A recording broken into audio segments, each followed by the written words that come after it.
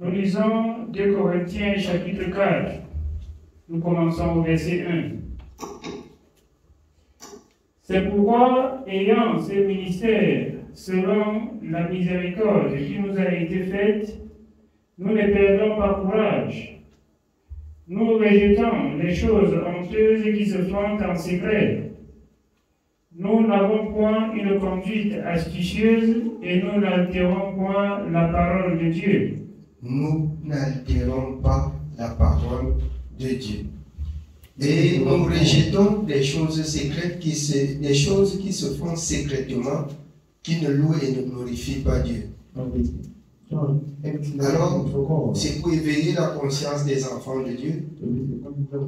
Qu'on vous dise n'importe quoi sur ce qui concerne la parole de Dieu, rassurez-vous seulement que vous êtes en train de faire ce qui est écrit. Nous n'avons pas la pensée de piétiner la parole, de falsifier, de lire et de faire comme si on n'a pas compris. Pour ceux qui n'étaient pas là, on a exhorté en ce qui concerne le Saint-Esprit dans la maison de Dieu et nous avons vu à la transparence de la lumière, de la parole, comment nos prédécesseurs ont reçu le Saint-Esprit et comment ils ont prié pour que les autres le reçoivent, comme il y a encore même des doutes dans le cœur de certains enfants de Dieu qui ne connaissent pas où ils se trouvent. J'ai exhorté avant tout, bien aimé, que dans Romains 14, 23, tout ce qui n'est pas le fruit d'une conviction est péché. Tu sais Dieu sans être convaincu que tu es sur le chemin, c'est que toi-même tu ne sais pas où tu vas, tu es perdu. C'est que tu es perdu. Je ne doute pas de là où je suis et de ce que je fais. Je suis convaincu de ce que je fais et je ne doute pas de ce que je fais. Parce que tout ce que je fais est recommandé et a été fait par des prédécesseurs dans la parole. Nous rejetons tout ce qui se fait en secret.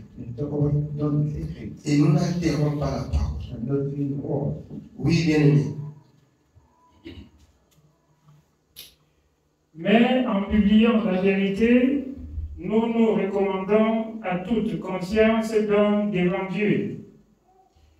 Si notre évangile est encore voilé, il est voilé pour ceux qui périssent. Si ce que nous enseignons est encore voilé, c'est pour ceux qui meurent, c'est pour ceux qui périssent. Si quelqu'un ne se retrouve pas dans ce que nous disons, parce que ce que nous disons, nous ne fabriquons rien. C'est écrit. C'est que c'est pour ceux qui sont destinés à la mort. Si notre évangile encore n'a pas de sens dans la pensée de quelqu'un, c'est que la personne est déjà morte. Quoique vivant. Nous ne faisons rien de nous-mêmes. Oui, bien aimé. Pour les incrédules, donc, le Dieu de ces siècles a aveuglé l'intelligence afin qu'ils ne vissent pas briller la splendeur de l'évangile de la gloire de Christ, qui est l'image de Dieu. Afin qu'ils ne visent pas briller la splendeur de la grandeur de cet évangile de Christ. Bien-aimé, ce qui est bien est bien. Ce qu'on a réussi, on a réussi. Ce qu'on n'a pas réussi, il ne faut pas qu'on change. Quand on n'a pas réussi, il ne faut pas qu'on change.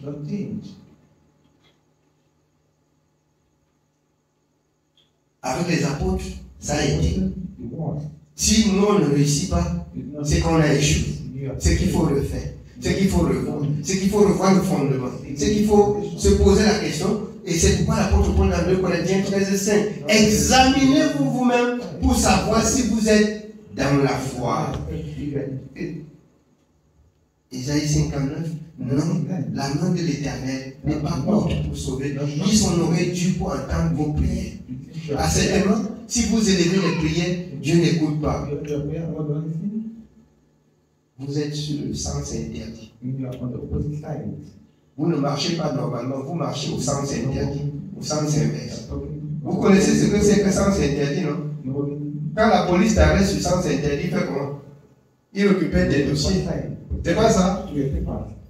Le sens inversé, tu ne rencontreras jamais Jésus. Il est le chemin, la vérité et la vie. La route là qu'il a tracée, il ne vient pas contre, il monte pour monter, il ne rentre pas. Et ça doit être la vie du croyant. Quand tu n'as pas retrouvé le chemin, cherche jusqu'à ce que tu trouves. Jésus-Christ est le chemin, la vérité et la vie. Tout l'évangile que nous avons à prêcher doit être concentré sur Jésus. Que vous le voulez ou pas, tout le regard doit être braqué sur Jésus. Tout ce qu'on doit être fait au nom de Jésus, par Jésus et en Jésus. Autrement dit, on a échoué. Autrement dit, on a échoué. Autrement dit, on a échoué. J'avais dit à quelqu'un que on ne chasse pas l'esprit par le feu du Saint-Esprit. Ça crée des problèmes. Mais ce n'est écrit nulle part. Ça a créé tout un désastre. Mais pour éviter qui? Dans Marc, en mon nom, vous ferez ceci. Voici le miracle qui accompagneront ceux qui auront cru. En mon nom, ils chasseront les démons. En mon nom, ils... Mais c'est moi qui écris. C'est pas moi qui écris. Si nous quittons le nom de Jésus, c'est qu'on est perdu. Si nous quittons la victoire que Jésus a rapportée à la croix, c'est qu'on est perdu. Tout est centré sur Jésus. Le nom de Jésus, c'est le Saint-Esprit, c'est le Père, c'est le Fils. Le nom de Jésus suffit pour cela. Le nom de Jésus incarne le Père, incarne le Fils et incarne le Saint-Esprit. Le nom de Jésus. Afin qu'au nom de Jésus, tout genou fléchisse. Quelle ignorance. Mais on peut ignorer. Si cet évangile-ci, si ce n'est pas clair dans la tête de quelqu'un, c'est que la personne n'est pas celui qui va être sauvé. Amen. Oui, bien aimé. Nous continuons au verset 5. Nous ne nous prêchons pas nous-mêmes. Nous ne nous prêchons pas nous-mêmes. Je n'ai jamais donné mon opinion à la parole. Mais quand je lis, bien que j'explique, ce n'est pas la parole. Pourquoi ça va faire mal quand on n'explique pas la parole? C'est parce que vous vivez dans le péché. C'est parce que vos vies ne sont pas propres. Il n'y a que le péché. Il n'y a que le péché pour faire mal. L'amour, la vie, la lumière ne fait pas mal. Mais quand vous êtes en état de péché, ça fait mal. Vous voyez les gens comme, vous voyez tout le monde comme vos ennemis.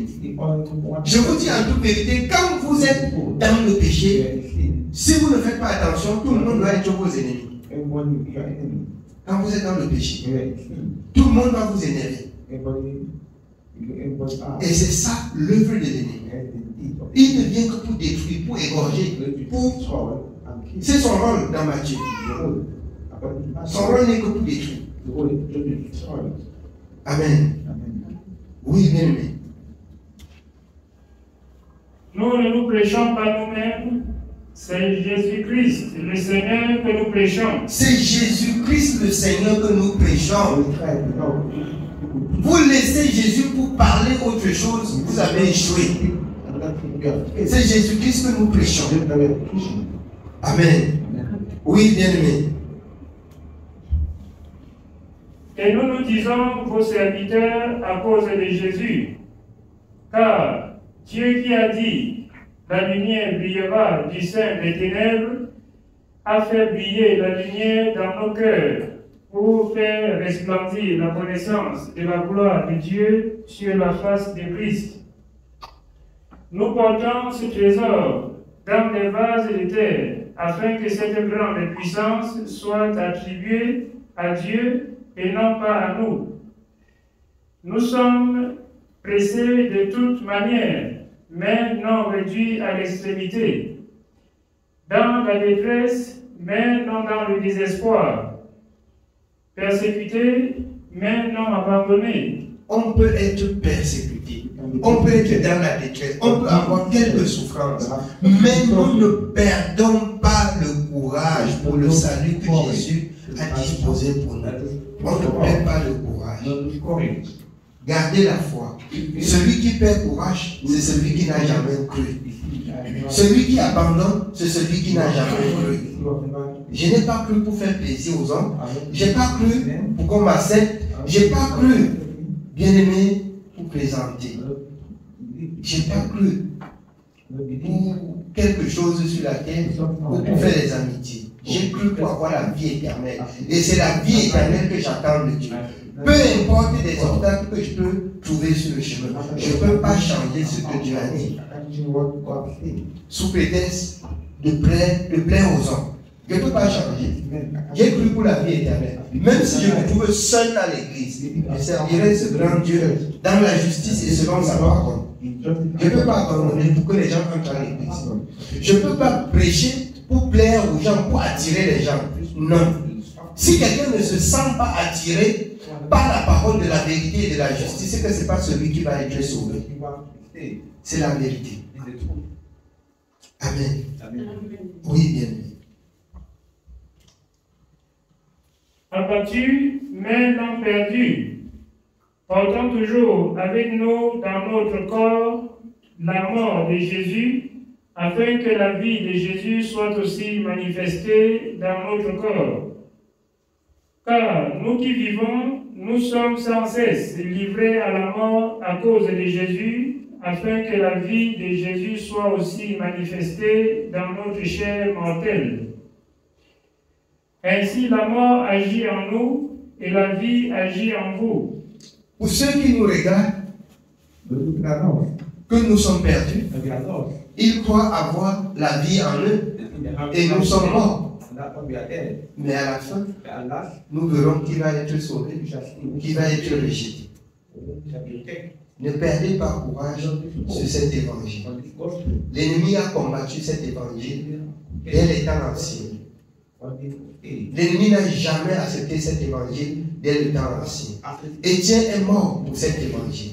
Paul lui-même a été lapidé à cause de cet évangile. Beaucoup d'hommes de Dieu ont trouvé de persécutions et de grandes tribulations à cause de cet évangile. Ne pensez pas que les gens doivent accepter ça dans le monde comme ça. Les uns comme les autres, pasteurs commencent bien, mais au milieu, ils diluent. Quand ils trouvent qu'il n'y a pas le peuple, il n'y a pas la foule, ils changent, ils diluent pour avoir la foule. Mais rassurez-vous, peu importe le vent qui tourne dehors et qu'on presse et qu'on dit, si c'était comme ça, c'est que je suis dans l'église. Ça va rester comme celle-là. Ceux qui vont être sauvés vont entrer. Nous ne voulons pas entretenir les païens pour que le lendemain, ils nous induisent même en erreur et conduisent pour plusieurs en enfer. Il faut que chacun soit convaincu par cette parole. Et si quelqu'un n'est pas convaincu, il est libre de chercher, parce qu'il est écrit dans ce livre, cherchez l'Éternel jusqu'à ce que vous le trouvez. Il est temps de chercher l'Éternel jusqu'à le rencontrer pour chacun. Pour ceux qui cherchent encore, si vous ne l'avez pas trouvé ici, cherchez ailleurs. Moi personnellement, je suis convaincu. Ici, là, il reste ici dans ce qui est écrit. Je ne prêche pas l'évangile qui flatte. Pour garder les péchés à l'église. Non. J'aimerais marcher avec les sanctifiés. Parce que ce sont les sanctifiés qui vont hériter le royaume des cieux. Je voudrais que ceux qui pêchent et qui ont dans le cœur le désir d'avoir la vie éternelle se repentent et se sanctifient pour la vie éternelle. Ce n'est pas que nous prêchons pour rejeter certaines personnes, mais ceux qui veulent être sauvés bien, qu'ils se repentent, qu'ils se dépouillent et qu'ils trouvent grâce aux yeux du Seigneur. Amen. Oui, bien. Nous sommes au verset 13. Et comme nous avons le même esprit de foi qui est exprimé dans cette parole de l'Écriture, j'ai cru, c'est pourquoi j'ai parlé.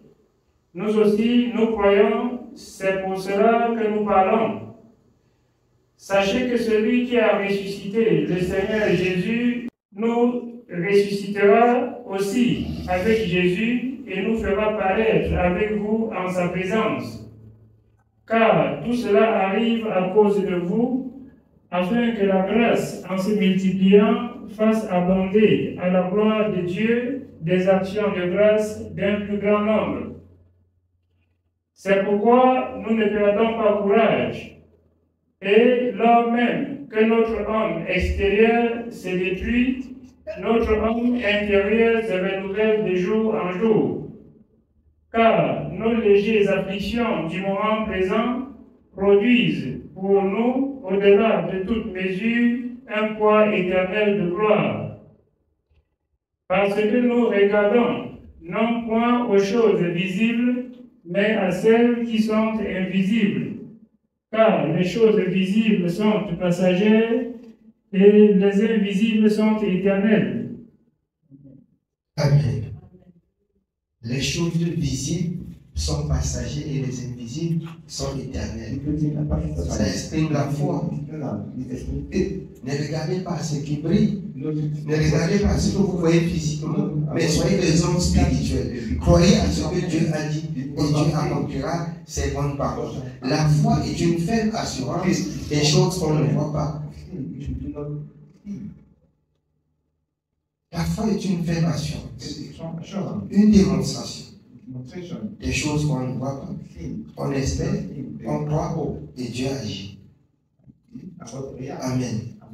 Prenons Apocalypse chapitre 22 à partir du verset 6.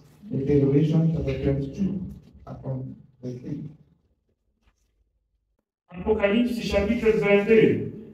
Nous commençons au verset 6. Et il me dit, ces paroles sont certaines et véritables.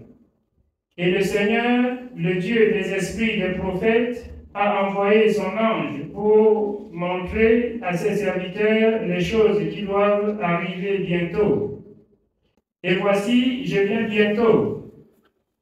Heureux celui qui garde les paroles de la prophétie de ces livres. C'est moi, Jean, qui ai entendu et vu ces choses.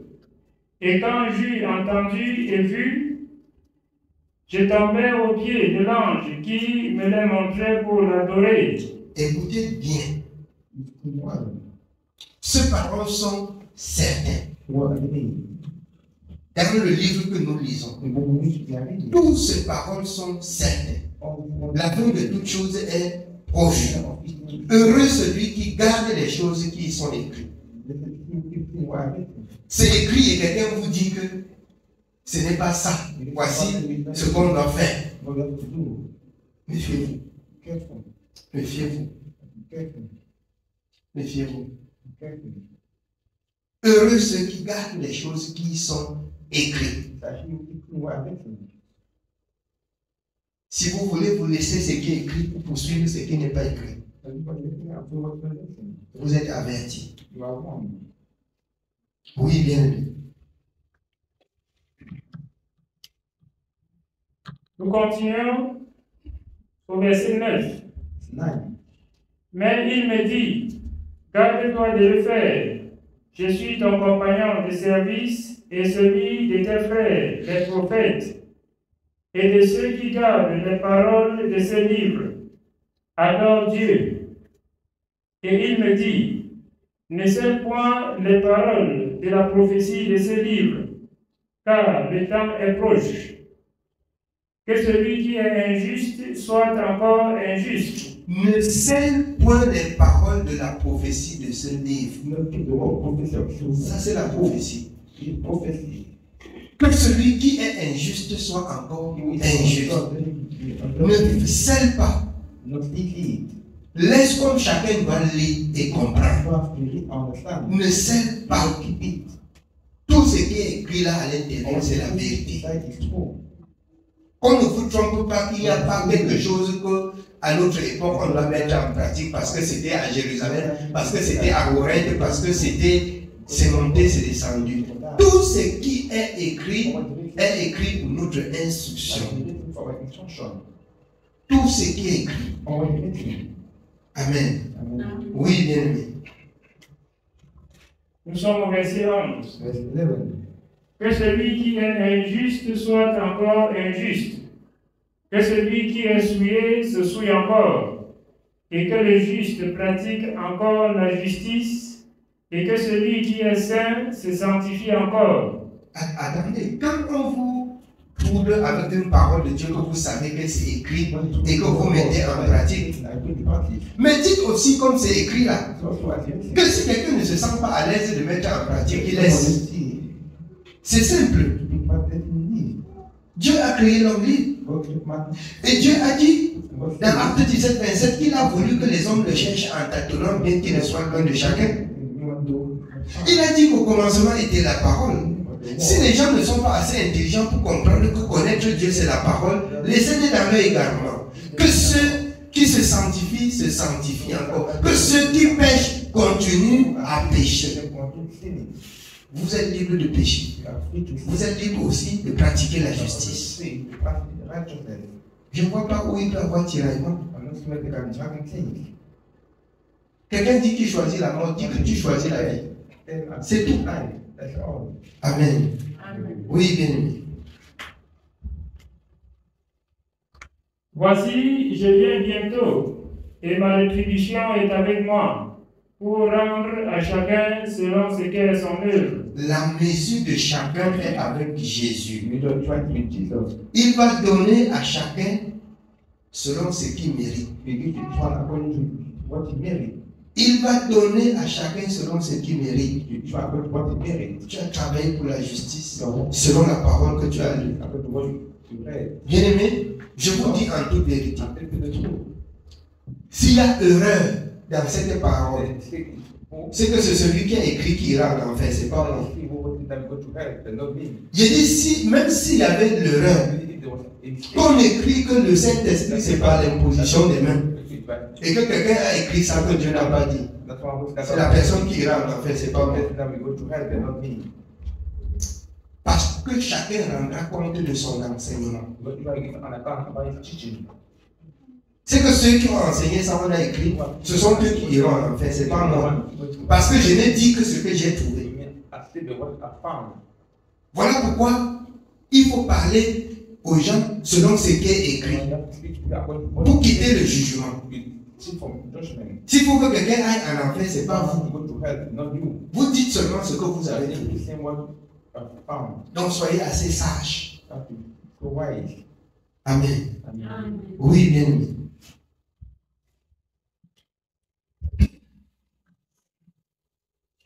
Au verset 13. Je suis l'alpha et l'oméga, le premier et le dernier, le commencement et la fin. Heureux ceux qui lavent leurs robes afin d'avoir droit à l'arbre de vie et d'entrer par les portes dans la ville. Dehors les chiens, les enchanteurs, les impudiques, les meurtriers, les idolâtres, et quiconque aime et pratique le mensonge. Quiconque aime et pratique le mensonge, ayant. Amen. Oui, bien aimé. Moi, Jésus, j'ai envoyé mon ange pour vous attester ces choses dans les églises. Je suis le végétant et la postérité de David, l'étoile brillante du matin. Et l'esprit et l'épouse disent, viens, et que celui qui entend dise, viens, et que celui qui a soif vienne, que celui qui veut prenne de l'eau de la vie gratuitement. Je le déclare à quiconque entend les paroles de la prophétie de ce livre. Si quelqu'un y ajoute quelque chose, Dieu le frappera des fléaux décrits dans ce livre. Si quelqu'un y ajoute quelque chose, c'est pour ça que je nous exhorte de rester à la limite de ce qui est écrit. S'il y a le jugement, ça ne vous regarde pas. Dites ce qui est écrit. Oui, bien aimé. Et si quelqu'un retranche quelque chose des paroles du livre de cette prophétie, Dieu retranchera sa part de l'arbre de la vie et de la ville sainte décrit dans ce livre. Celui qui atteste ces choses dit, oui, je viens bientôt. Amen. Amen. Bien-aimés, c'est ici la parole de l'Éternel. Nous finissons avec Deutéronome 4, à partir du verset 1.